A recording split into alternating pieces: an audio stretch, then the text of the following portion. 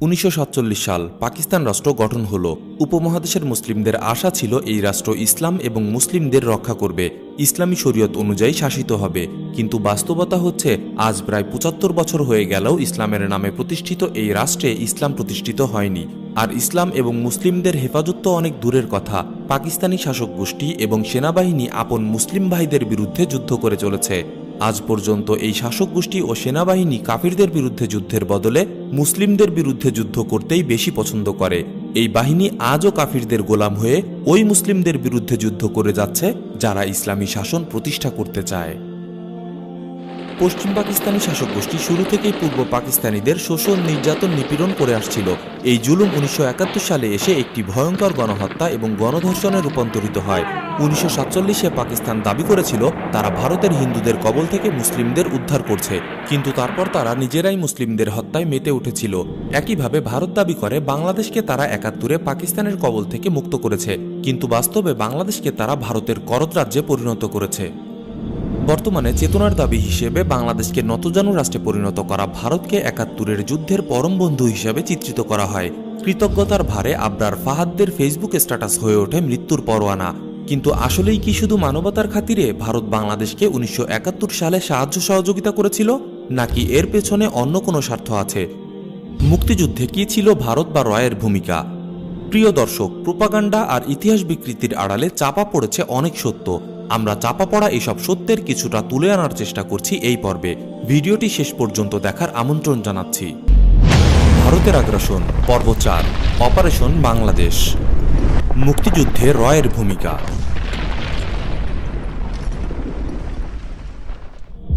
সন 1962 সালে ভারত চীনের লড়াইয়ের মধ্য দিয়েই 71-এর মুক্তিযুদ্ধের প্রেক্ষাপট রচিত হয়ে যায়। যদিও এই সুপ্ত বীজ বের হয়ে আসতে বেশ কিছুটা সময় নেবে। এই যুদ্ধে আমেরিকা পাকিস্তানকে আদেশ করে ভারতের সহযোগী হয়ে চীনের বিপরীতে দাঁড়াতে। জেনারেল আইয়ুব তা অস্বীকার করে বসে এবং সেই সময়েই আমেরিকা পাকিস্তানে তার নীতি ঠিক করে ফেলে, আর তা হচ্ছে আইয়ুবের অপসারণ। এই লক্ষ্যে তারা দুটি মূল কর্মপন্থা গ্রহণ করে, একটি হচ্ছে সামরিক এবং আরেকটি হচ্ছে রাজনৈতিক। সামরিক পন্থাটি ছিল 65-এর ভারত পাকিস্তান যুদ্ধ এবং রাজনৈতিক পন্থাটি ছিল পূর্ব পাকিস্তানকে অস্থির করে তোলা। এই অস্থিরতায় পরবর্তীতে রূপ নেয় 71-এর মুক্তিযুদ্ধে। প্রতিষ্ঠিত হবার পর থেকে রয়ের উদ্দেশ্য ছিল যে কোনো মূল্যে পাকিস্তানকে শায়েস্তা করা, একই সাথে পাকিস্তানের উপর নিজের সামরিক শক্তি প্রমাণ করা, দ্বিজাতি তত্ত্বকে চ্যালেঞ্জ করে যে কোনো মূল্যে পূর্ব পাকিস্তানকে আবার নিজের অনুকূলে নিয়ে আসা। নতুন তৈরি হওয়া রয়ের প্রথম ট্যাকটিক্যাল এবং স্পেশাল অপারেশনের ক্ষেত্র হয়ে ওঠে পূর্ব পাকিস্তান। হাতে নেয় তাদের বিশেষ অ্যাসাইনমেন্ট অপারেশন বাংলাদেশ। এর এজেন্টরা পূর্ব পাকিস্তানের আনাচে কানাচে ছড়িয়ে পড়ে। 1971 সালে এসে পেয়ে যায় পাকিস্তানকে উচিত শিক্ষা দেবার মোক্ষম সুযোগ। প্রতিষ্ঠিত হবার আগে থেকেই অবশ্য ভারতীয় গোয়েন্দারা আওয়ামী লীগের সাথে যোগাযোগ রক্ষা করত। 1962-63 সালে আগরতলায় ভারতীয় গোয়েন্দা বাহিনীর শঙ্কর নায়ারের সাথে মুজিবপন্থীদের একটি গোপন বৈঠক হয়। ইতিহাসে এটি আগরতলা ষড়যন্ত্র মামলা নামে পরিচিত। শঙ্কর নায়ার পরবর্তীতে রয়ের প্রধান হিসাবে দায়িত্ব পালন করে। মুক্তিযুদ্ধের আগ থেকেই শেখ মুজিবুর রহমান চিত্তরঞ্জন সুতারের সাহায্যে রয়ের সাথে কন্ট্যাক্ট বজায় রাখতেন। রয়ের এজেন্ট চিত্তরঞ্জন সুতার ছিল একজন রহস্যময় ব্যক্তি। দেশ স্বাধীন হয়ে যাবার পরেও 1972 সালে চিত্তরঞ্জন সুতার ইন্দিরা গান্ধীকে অনুরোধ করে বাংলাদেশকে ভারতের প্রদেশ করে নিতে। অথচ এই চিত্তরঞ্জন সুতারই ছিল মুক্তিযুদ্ধ চলাকালীন সময়ে শেখ মুজিবুরের কন্ট্যাক্ট। শেখ মুজিবুর রহমান সাহায্য পাবার ব্যাপারে ডাক্তার আবু হেনাকে 71-এর মার্চ মাসেই কলকাতায় চিত্তরঞ্জন সুতারের কাছে পাঠিয়েছিলেন। ডাক্তার আবু হেনা বলেছেন, আমি ওপেনলি বলছি, চিত্তরঞ্জন ছিলেন রয়ের এজেন্ট। আমি এসব কথা জেনেছি তাজউদ্দিন ভাইয়ের কাছে, উনিই আমাকে বলেছিলেন। माँ भारती के कई शेर ऐसे भी थे, कई वीर ऐसे भी थे जिन्होंने पर्दे के पीछे काम किया था और 1971 के युद्ध में उनका योगदान उतना ही महत्वपूर्ण था जितना कि भारतीय फौजों का। एस्पियोनाज स्टोरीज के आज के एपिसोड में बात करेंगे रिसर्च एंड एनालिसिस विंग के उन दो दिग्गजों की जिन्होंने अपनी दिन रात की मेहनत से पर्दे के पीछे रहते हुए काम किया। মুক্তিযুদ্ধের প্রেক্ষাপট তৈরি করা থেকে শুরু করে যুদ্ধের পুরোটাতেই জড়িত ছিল। এটি আমাদের কথা নয়, বরং বাংলাদেশ সেনাবাহিনীর কিছু সদস্যের কথা, যারা 1971 সালে যুদ্ধের ফ্রন্ট লাইনে ছিলেন। যারা যুদ্ধের বাস্তবতা এবং মুজিবনগর সরকারের বাস্তবতা দেখেছেন তারাই এমন কথা বলেছেন। মেজর জলিল ছিলেন মুক্তিযুদ্ধের 9 নম্বর সেক্টরের কমান্ডার। তিনি বলেছেন, স্বাধীনতা যুদ্ধের সর্বাধিনায়ক কর্নেল ওসমানী সাহেব একজন সম্মানিত বন্দির জীবনযাপন করা ব্যতীত আর তেমন কিছুই করার সুযোগ ছিল না তার। সেক্টর পরিদর্শন তো দূরের কথা, তার তরফ থেকে লিখিত নির্দেশও তেমন কিছু পৌঁছাতে পারেনি সেক্টরের কমান্ডারদের কাছে। নভেম্বরে ভারতীয় সেনাবাহিনী মুক্তিযুদ্ধের ট্রেনিং শিবিরগুলোর দায়িত্ব সরাসরি নিয়ে নিতে চায়। একই রকম বক্তব্য এসেছে মুক্তিযোদ্ধা কমান্ডার শরীফুল হক ডালিমের কাছ থেকে। 1971-এর 17 এপ্রিল পাকিস্তান আর্মি থেকে 3 জন বাঙালি অফিসার পালিয়ে ভারতে প্রবেশ করেন। এরা ছিলেন মুক্তিযুদ্ধে যোগ দেবার জন্য পাকিস্তান থেকে পালিয়ে আসা প্রথম সেনা অফিসার। এদের মধ্যে ছিলেন শেখ মুজিবুর রহমানকে হত্যাকারী ক্যাপ্টেন শরীফুল হক ডালিম। ভারতীয় ইন্টেলিজেন্স টিম তাদের জিজ্ঞাসাবাদ শুরু করে। এ সময় তাজউদ্দিন আহমেদ তাদের বলেন ভারতীয় কয়েকটি সংস্থা তাদের মুক্তিযুদ্ধ সম্বন্ধে ধারণা দেবে এবং তাদের বিশেষ দায়িত্ব দেওয়া হবে। এক পর্যায়ে তাদের আচরণে এই 3 বাঙালি অফিসার ভাবতে বাধ্য হন এটি একটি ষড়যন্ত্র এবং বাংলাদেশ সরকার চলছে ভারতের নির্দেশে। ভারত এই মুক্তিযুদ্ধ সম্পর্কে তার নিজস্ব ধারণা গেলাতে চায় এবং বাংলাদেশকে একটি তাবেদার রাষ্ট্র বানাতে চায়। দিল্লি বিমানবন্দরের কাছে একটি ক্যাম্পে তাদের দায়িত্ব বুঝিয়ে দেওয়া হয়। জেনারেল উবান বলেন আওয়ামী লীগের ক্যাডারদের মধ্য থেকে বাছাই করে 1 লাখ তরুণের একটি বিশেষ গরিলা বাহিনী তৈরি করা হবে এবং প্রধানমন্ত্রী তাজউদ্দিন আহমেদ এই বাহিনী নিয়ন্ত্রণ করবেন। এর নাম হবে Bangladesh liberation force BLF। Uban হবেন এর সমন্বয়কারী। বাংলাদেশ সরকারের ইচ্ছা ডালিম, নূর ও মতি এই বাহিনী গড়ে তুলতে উবানকে সাহায্য করবেন। BLF এর নাম পরিবর্তন করে মুজিব বাহিনী রাখা হয়। এই বাহিনী নিয়ে বাংলাদেশ সরকার ও সেনাবাহিনীর সঙ্গে যথেষ্ট টানাপোড়েন তৈরি হয়েছিল। BLF তৈরির মূল দায়িত্ব পালন করেন আওয়ামী লীগের 4 যুবনেতা শেখ ফজলুল হক মনি, সিরাজুল আলম খান, আব্দুর রাজ্জাক ও তোফায়েল আহমেদ। তারা তাজউদ্দিন আহমেদের কর্তৃত্বকে অস্বীকার করেছিলেন। মুজিব বাহিনী সরাসরি ভারতীয় কমান্ডের অধীনে ছিল। মুক্তিযুদ্ধ সময়কালীন ভারত সরকার 3টি কমিটি গঠন করে, যার একটি রাজনৈতিক এবং 2টি সামরিক। মুক্তিবাহিনী যখন পাকিস্তানি বাহিনীর সাথে মরণপণ যুদ্ধে লিপ্ত, এমন সময় অস্থায়ী বাংলাদেশ সরকারের অজ্ঞাতে এর পরিকল্পনা মাফিক মেজর জেনারেল উবান দারাদুরে গড়ে তুলতে থাকেন বিশেষ এক বাহিনী, মুজিব বাহিনী। ক্যাপ্টেন ডালিম জানাচ্ছেন মুজিব বাহিনী সৃষ্টির ব্যাপারে জেনারেল ওসমানী বা তাজউদ্দিন আহমেদ কেউই কিছু জানতেন না। আর্মি থেকে না, মানে পলিটিক্যাল গ্রুপ থেকে যে মুজিব বাহিনী বলে একটা বাহিনী করার কথা চিন্তা ভাবনা চলছে এবং আইডিয়া যেটা আমাদেরকে দেওয়া হলো সেটা হচ্ছে যে আমাদের ভিতর থেকে কিছু সিনিয়র লিডার এবং কিছু জুনিয়র লিডার নেওয়া হবে এবং আমরা লোকজনকে ট্রেনিং দেবো, আমাদের কাছে অস্ত্র পাঠানোর ব্যবস্থা করা হবে। আর সেটা হচ্ছে এবং আমরা আস্তে আস্তে গ্রাম থেকে শহরের দিকে গিয়ে শহর দখল করবো। আর্মিদের প্রতি আমাদের ভালো একটা বিরাগ ছিল, আমরা ডিসাইড করবো যে আমরা কেউ আর্মিতে জয়েন করবো না, আমরা মুজিব বাহিনীতে জয়েন করবো। তার মধ্যে আমরা ওখানে গিয়ে আমরা গোসল করতে চাই। So we got the permission from them. এবং আগে থেকে ব্যবস্থা করা ছিল ওই ঝর্ণার ওখানে ইন্ডিয়ান আর্মির একটা গ্রুপ এসে আমাদেরকে তুলে নিয়ে যাবে এবং সেটা হচ্ছে ইন্ডিয়ান আর্মির জেনারেল সুজন সিং ওবানের নেতৃত্বাধীন একটা গ্রুপ। এবং সুজন সিং ওবান ছিল ইন্ডিয়ান আর্মির গেরিলা ওয়ারফেয়ারের বেশ একজন দিকপাল। মেজর জেনারেল উবান তার কাজের জন্য মাত্র 2 জনের কাছে জবাবদিহি করত, জেনারেল মানেকশ এবং এর চিফ কাউ এর কাছে। এ বাহিনী একসময় শ্যাম মানেকশর ছেলেরা হিসাবেও পরিচিতি পায়। শুরু হয় এক দ্বৈত টানাপোড়েন। জেনারেল অরোরা মুজিব বাহিনীকে তার কমান্ডে দেওয়ার দাবি জানায়, কিন্তু জেনারেল অরোরাকে জানিয়ে দেওয়া হয় সেনাবাহিনীর বিশেষ দায়িত্ব পালনের জন্য এই বাহিনীকে গঠন করা হয়েছে, কিন্তু কেউ জানে না সেই বিশেষ দায়িত্ব আসলে কি। এভাবে সাহায্যের আড়ালে চলতে থাকে এর বিশেষ মিশন। ভারতীয় সেনাবাহিনীর জন্য তথ্য সরবরাহ করত, যুদ্ধের নীতিমালা ঠিক করে দিত, বিশেষ বাহিনীর যুদ্ধের প্রশিক্ষণ দিত, শরণার্থী ও প্রশিক্ষণ শিবির ব্যবস্থাপনা, বর্ডারের এপার ওপার সবকিছুতেই জড়িত ছিল এমনকি 16 ডিসেম্বরে পাকিস্তানি সেনাবাহিনীর আত্মসমর্পণের চুক্তি পর্যন্ত তৈরি করে দেয় और मैंने सरेंडर डॉक्यूमेंट तैयार करके रखा था, तैयार करके ये सरेंडर डॉक्यूमेंट मैंने बनाया था। तो मैंने कहा ये 4 कॉपी बनाओ इसकी, एक कॉपी न्याजी को देना, एक जनरल जगजीत सिंह साहब को देना और 2 मेरे पास भेज देना। एक सरकार को दूंगा और एक मेरे दफ्तर में रहेगा। প্রশ্ন হচ্ছে কোন স্বার্থে বাংলাদেশের মুক্তিযুদ্ধে এতটা ভূমিকা রাখল? 1. পাকিস্তানকে দুর্বল করা। পূর্বে আলোচনা করে আসা পাকিস্তানের ব্যাপারে আমেরিকার নীতি আমাদের স্মরণ থাকার কথা। এটিকে সুবর্ণ সুযোগ মনে করে। 62 সালে চীন ভারত যুদ্ধে আইয়ুব খানের ভূমিকায় পাকিস্তানের ব্যাপারে ভারত নতুন দৃষ্টিভঙ্গি গ্রহণ করে।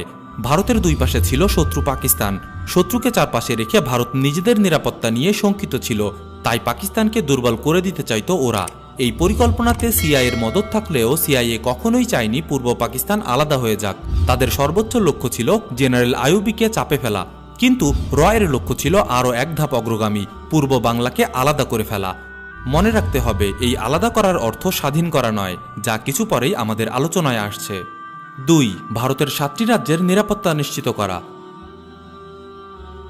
অরুণাচল, আসাম, মণিপুর, মেঘালয়, মিজোরাম, নাগাল্যান্ড এবং ত্রিপুরা ভারতের এই 7টি রাজ্য 7 স্টার্স নামে পরিচিত। ভারতীয়দের জুলুমের কারণে এই রাজ্যে বেশ কিছু সশস্ত্র বিদ্রোহী দল তৈরি হয়েছে যারা স্বাধীনতার জন্য যুদ্ধ করে। ভারত দাবি করে যে চায়না, মায়ানমার ও পাকিস্তান এই বিদ্রোহী দলগুলোকে অস্ত্র, ট্রেনিং, আশ্রয় দিয়ে সাহায্য করে। ভারতের আরেক দুর্বলতা ছিল চিকেন স্নেক। চিকেন স্নেক হল তেঁতুলিয়া এবং দার্জিলিং সীমান্তের 22 কিলোমিটার সরু করিডর। এই করিডর 7 স্টার্সের সাথে যোগাযোগের একমাত্র পথ। পাকিস্তান এই করিডর দখল করে নিলেই ভারত তার 7টি রাজ্য হারিয়ে ফেলবে। ভারত সবসময় এই ভয় করত, তাই ভারত চেয়েছিল পাকিস্তান ভেঙে দিয়ে তা দখল করে নিতে বা সেখানে হুকুমের গোলাম সরকারকে ক্ষমতায় আনতে। তাহলে পূর্ব পাকিস্তান থেকে বিদ্রোহীরা আর সাহায্য পাবে না, সেই সাথে চিকেন স্নেকও সুরক্ষিত থাকবে। 1971 সালের যুদ্ধে ভারতের সাহায্য করার এটিও একটি কারণ। 3. অখণ্ড ভারত প্রতিষ্ঠা করা। ভারত কখনোই তার অখণ্ড ভারত মাতার স্বপ্নবিলাস পরিত্যাগ করেনি। 1971 সালের অক্টোবরে কথিত বন্ধুরাষ্ট্র ভারত এবং প্রবাসী সরকারের মাঝে 7 দফা চুক্তি স্বাক্ষরিত হয়। প্রবাসী বাংলাদেশ সরকারের পক্ষে এই গোপন গোলামির চুক্তিতে স্বাক্ষর করেন অস্থায়ী রাষ্ট্রপতি সৈয়দ নজরুল ইসলাম। এ চুক্তি এতই গোপন যে ভারত কিংবা বাংলাদেশে কেউই এ ব্যাপারে মুখ খোলেনি। চুক্তিপত্রে স্বাক্ষরদানের পরপরই তিনি মূর্ছা যান। চুক্তির শর্তগুলো ছিল: 1. যারা সক্রিয়ভাবে মুক্তিযুদ্ধে অংশ নিয়েছে শুধু তারাই প্রশাসনিক কর্মকর্তা পদে নিয়োজিত থাকতে পারবে, বাকিদের চাকরিচ্যুত করা হবে এবং সেই শূন্যপদ পূরণ করবে ভারতীয় প্রশাসনিক কর্মকর্তারা। 2. বাংলাদেশ স্বাধীন হবার পর প্রয়োজনীয় সংখ্যক ভারতীয় সৈন্য বাংলাদেশে অবস্থান করবে। 1972 সালের নভেম্বর থেকে আরম্ভ করে প্রতি বছর এই সম্পর্ক পুনর্নিরীক্ষণের জন্য দুদেশের মধ্যে বৈঠক অনুষ্ঠিত হবে। 3. বাংলাদেশের কোনো নিজস্ব সেনাবাহিনী থাকবে না, অর্থাৎ ভারতীয় বাহিনী বাংলাদেশে যা খুশি তাই করতে পারবে, তাদের বাধা দেবার কেউই থাকবে না। 4. অভ্যন্তরীণ আইন শৃঙ্খলা রক্ষার জন্য মুক্তিবাহিনীকে কেন্দ্র করে একটি প্যারামিলিশিয়া বাহিনী গঠন করা হবে। স্বাধীনতার পরে চুক্তির এই শর্ত মেনেই পরবর্তীতে কুখ্যাত রক্ষী বাহিনী সৃষ্টি হয়। উপরে আলোচনা করে আসা মুজিব বাহিনীকেই বিলুপ্ত করে তৈরি করে রক্ষী বাহিনী। 5. সম্ভাব্য ভারত পাকিস্তান যুদ্ধে অধিনায়কত্ব দেবেন ভারতীয় সেনাবাহিনী প্রধান, মুক্তিবাহিনী সর্বাধিনায়ক নন এবং যুদ্ধ চলাকালীন সময়ে মুক্তিবাহিনী ভারতীয় বাহিনীর অধিনায়কত্বে থাকবে। 6. দুদেশের বাণিজ্য হবে খোলা বাজার ভিত্তিক, তবে বাণিজ্যের পরিমাণ হিসাব হবে বছরওয়ারি, অর্থাৎ ভারত ইচ্ছে মতো তাদের জিনিসপত্র বাংলাদেশে এনে বিক্রি করতে পারবে। স্বাধীনতার পরপরই সীমান্ত খুলে দেওয়া হয়েছিল, ভারত বিভিন্ন জিনিসপত্র এনে বাংলাদেশে বিক্রি করত। 7. বিভিন্ন রাষ্ট্রের সঙ্গে বাংলাদেশের সম্পর্কের প্রশ্নে বাংলাদেশ পররাষ্ট্র মন্ত্রণালয় ভারতীয় পররাষ্ট্র মন্ত্রণালয়ের সঙ্গে যোগাযোগ রক্ষা করে চলবে এবং ভারত যতদূর পারে এ ব্যাপারে বাংলাদেশকে সহায়তা দেবে, অর্থাৎ ভারত যা বলবে বাংলাদেশকে ঠিক সেভাবেই আন্তর্জাতিক পরিমণ্ডলে চলতে হবে। গোপন 7 দফা চুক্তির ব্যাপারে বীর মুক্তিযোদ্ধা লেফটেন্যান্ট কর্নেল জিয়াউদ্দিন বলেন, এই মর্যাদা আমরা খুঁজে পেয়েছিলাম 26শে মার্চ। গোপন চুক্তির মাধ্যমে হারিয়ে গেছে আমাদের মর্যাদা। যারা এই চুক্তি সই করেছে তাদের এই মর্যাদা ফিরিয়ে দিতে হবে। দুর্বলতার সুযোগ নিয়ে যারা এমন চুক্তি করতে বাধ্য করে তারা কিভাবে বন্ধুরাষ্ট্র হতে পারে? এই দাসত্বের চুক্তিতে সই করার পরেও কেন দাবি করা হয় ভারত বা মুক্তিযুদ্ধে নিঃস্বার্থভাবে সাহায্য করেছিল? যুদ্ধ চলাকালীন সময়েই মুজিব বাহিনীকে দিয়ে পাকিস্তানি বাহিনীর সাথে যুদ্ধরত মুক্তিযোদ্ধাদের হত্যা করতে থাকে। দেশ স্বাধীন হবার পর তারা এই স্বাধীনতার সম্পূর্ণ কৃতিত্ব দাবি করে বসে। আত্মসমর্পণ অনুষ্ঠান সম্পন্ন হয়েছিল বাংলাদেশের বুকেই, মুক্তিযোদ্ধাদের নিজেদের মাটিতেই, যার জন্য তারা বুকের রক্ত ঝরিয়েছে। কিন্তু পাকিস্তানি বাহিনীর আত্মসমর্পণ অনুষ্ঠানে মুক্তিযুদ্ধের সর্বাধিনায়ক জেনারেল ওসমানীকে থাকতে দেয়নি Bharat. The Indian Army is in Bangladesh. Your air force has been destroyed. You are surrounded on all sides. And if you don't surrender, you will be killed unmercifully. মুক্তিযোদ্ধাদের সাইড লাইনে বসিয়ে রেখে অনুষ্ঠানের মধ্যমণি ভূমিকায় ছিল ভারত। 71-এর যুদ্ধের ভারতের কি ভূমিকা ছিল এটার সবচেয়ে ভালো প্রতীকী প্রমাণ মনে হয় এই ঘটনা। এখনো ভারতীয়রা এই বিজয়কে নিজেদের বিজয় হিসেবে প্রচার করে চলেছে। সোশ্যাল মিডিয়া, সিনেমা, সাহিত্যে বাংলাদেশিদের তুচ্ছতাচ্ছিল্য করা হচ্ছে। দাবি করা হচ্ছে ভারত দয়া করে গরিব বাংলাদেশিদের স্বাধীন করে দিয়েছে, তাই বাংলাদেশিদের উচিত ভারতীয়দের দাদাগিরি মেনে নেওয়া। যুদ্ধ চলাকালীন সময়েই চেয়েছিল প্রভাব বিস্তারের নীতি খাটাতে। মনস্তাত্ত্বিকভাবে মানুষ বিজয়ীকে বিজিতের উপর প্রবল শক্তিশালী হিসাবে মেনে নেয়। ভারত এই কূটকৌশল যুদ্ধের ময়দান থেকেই প্রয়োগ শুরু করেছিল, যা দেশ স্বাধীন হয়ে যাবার ঠিক পরপরেই প্রকটভাবে দৃশ্যমান হয়। কিছু উদাহরণ থেকে বিষয়টি পরিষ্কার করে নেওয়া যাক। 9 নম্বর সেক্টর কমান্ডার মেজর জলিল ভারতীয় সেনাবাহিনীর পূর্বাঞ্চলের প্রধান জগজিৎ সিং আরোরার কাছে অস্ত্রের জন্য যান। মেজর জলিল রেফারেন্স হিসেবে প্রধানমন্ত্রী তাজউদ্দিন আহমেদ এবং মুক্তিযুদ্ধের সর্বাধিনায়ক জেনারেল ওসমানীর নাম বলেন। এই দুজনের নাম শুনে জগজিৎ সিং বলে, এই দুটো ব্লাডি দূরের কথা আমি জানি না, ওদের কোনো মূল্য আমার কাছে নেই, অন্য কারো নাম থাকলে বলো। মেজর জলিল আরও জানাচ্ছেন, প্রশিক্ষণ ক্যাম্পগুলোতে মুক্তিযোদ্ধাদের পর্যাপ্ত অস্ত্র দেওয়া হতো না। অস্ত্র দেবার চাইতে পাকিস্তান সম্পর্কে স্পর্শকাতর তথ্য আদায় করতেই ভারতীয়দের বেশি আগ্রহ। সম্পদ লুটপাট করা। ভারতীয় বাহিনী সদ্য স্বাধীন দেশে নজিরবিহীন লুটপাট চালায়। গার্ডিয়ানের রিপোর্টে বলা হয়, মিল, ফ্যাক্টরি, মেশিনারি যন্ত্রাংশ পর্যন্ত লুটপাট করে ভারতীয় সেনারা। কল থেকে ট্যাপ খুলে নিয়ে যায় ওরা, বাথরুম থেকে আয়না এবং অন্যান্য ফিটিংস খুলে নিয়ে যায়, খাদ্যশস্য, পাট, সুতা, যানবাহন, এমনকি সমুদ্রগামী জাহাজ, কারখানার মেশিনপত্র, যন্ত্রাংশ পর্যন্ত লুট করে। এই লুটের সম্পদের পরিমাণ ছিল সব মিলিয়ে সেই সময়ের হিসেবে $220 কোটি। Sometimes, as it always happens, the army after victory is accused of looting the civilian population. Were there any such incidents in the case of the Indian army which went into Bangladesh? Our troops looting the civilian property or otherwise misbehaving with anybody. In fact, a few incidents that came to my notice or the notice of my officers there, what did create a certain amount of misunderstanding between the Bangladesh government, or I should, and ourselves, was that we felt that leaving heavy weapons behind there may cause problem and ammunition and so on, because we were worried that large number of people have been given weapons.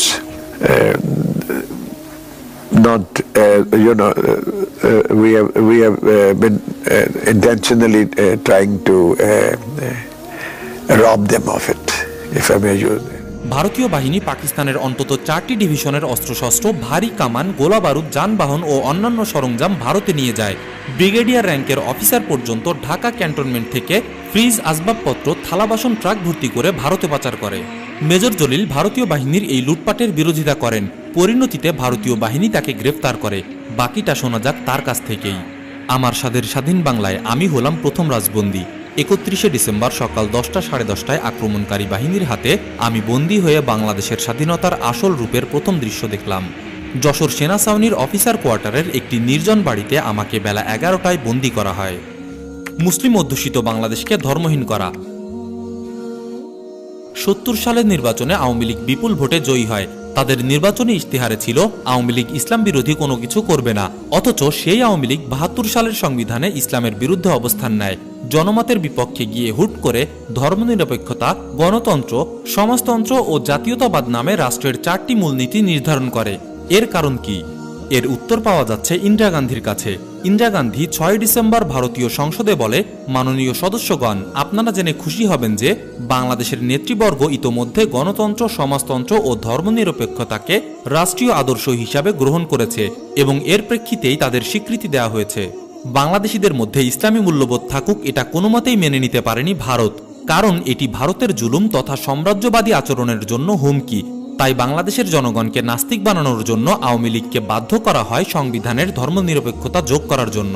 বাংলাদেশের স্বাধীনতার পর ইন্দিরা গান্ধী বলে, 1000 সাল কা বদলা লে লিয়া, অর্থাৎ 1000 বছরের প্রতিশোধ নিয়ে নিলাম। মুক্তিযুদ্ধে র এবং ভারতের নিয়ন্ত্রণের বিষয়টি ইন্দিরা গান্ধীর এই বক্তব্য থেকে প্রমাণিত হয়। ইন্দিরা গান্ধী র এবং ভারতীয় সেনাবাহিনী এটাকে মুসলিমদের বিরুদ্ধে হিন্দুদের জয় হিসাবে দেখেছিল। 1000 সালের প্রতিশোধ বলে ইন্দিরা গান্ধী এখানে মুসলিমদের বিরুদ্ধে হিন্দুদের জয়কে বুঝিয়েছে। প্রিয় দর্শক, 1971 সালে ভারত পরম বন্ধু হিসাবে বাংলাদেশকে সাহায্য করেনি।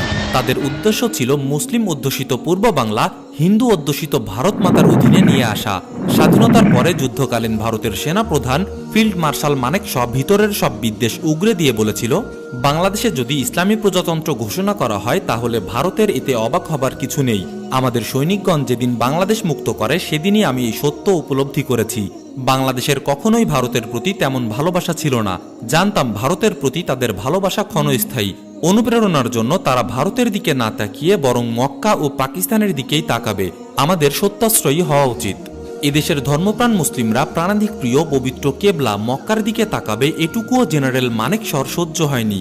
রক্তের সম্পর্ক বুঝি এমনই হয়। ভারতের চক্রান্ত সত্ত্বেও 1971 সালে বাংলাদেশের সাধারণ মানুষ পাক শাসক গোষ্ঠী ও সেনাবাহিনীর আগ্রাসনের বিরুদ্ধে যে প্রতিরোধ গড়েছিল তা পুরোটা চক্রান্ত ছিল না।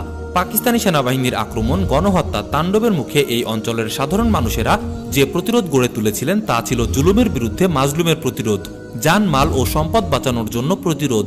কিন্তু র এবং বাংলাদেশি দালালদের মাধ্যমে এই প্রতিরোধকে হাইজ্যাক করে নেয় ভারত। এদের মাধ্যমে বাংলাদেশে এমন সংবিধান প্রণয়ন করা হয় যার সাথে বাংলার সাধারণ মুসলিমদের ঈমান, আকিদা এবং আদর্শের কোনো সম্পর্ক নেই।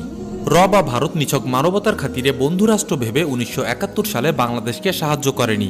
1971 সালে ভারত বাংলাদেশকে সাহায্য করেছিল তাদের ঘৃণ্য এজেন্ডা বাস্তবায়ন করার জন্য। স্বাধীনতার পর থেকে এক মুহূর্তের জন্য বাংলাদেশের বিরুদ্ধে ষড়যন্ত্র বন্ধ করেনি ভারত। বাংলাদেশ ত্যাগের সময় ভারতীয় সেনাবাহিনীর প্রক্সি রক্ষী বাহিনী বানিয়ে গিয়েছিল। প্রশাসনের সব জায়গায় বসিয়ে গিয়েছিল রয়ের এজেন্ট। স্বাধীনতার 50 বছর পর রয়ের নেটওয়ার্ক আরও শক্তিশালী হয়েছে বাংলাদেশে। এ ব্যাপারে গত পর্বে আমরা বাংলাদেশের সর্বোচ্চ গোয়েন্দা সংস্থার মহাপরিচালকদের মন্তব্য দেখিয়েছিলাম।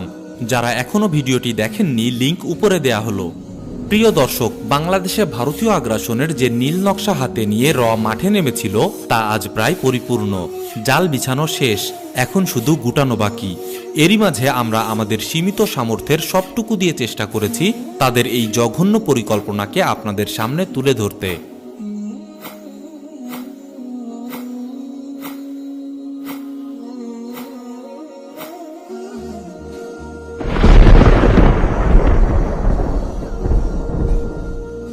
রিয়েলিটি চেক বিডি আপনাদের জন্যই। সত্যের সাথে এই পথ চলা হোক একসাথেই। সাবস্ক্রাইব করে নিন এখনই। আরও নতুন সব চমক নিয়ে খুব শীঘ্রই আসছে নতুন ভিডিও ইনশাআল্লাহ। বেল আইকন প্রেস করে নোটিফিকেশন অন করে নিতে ভুলবেন না।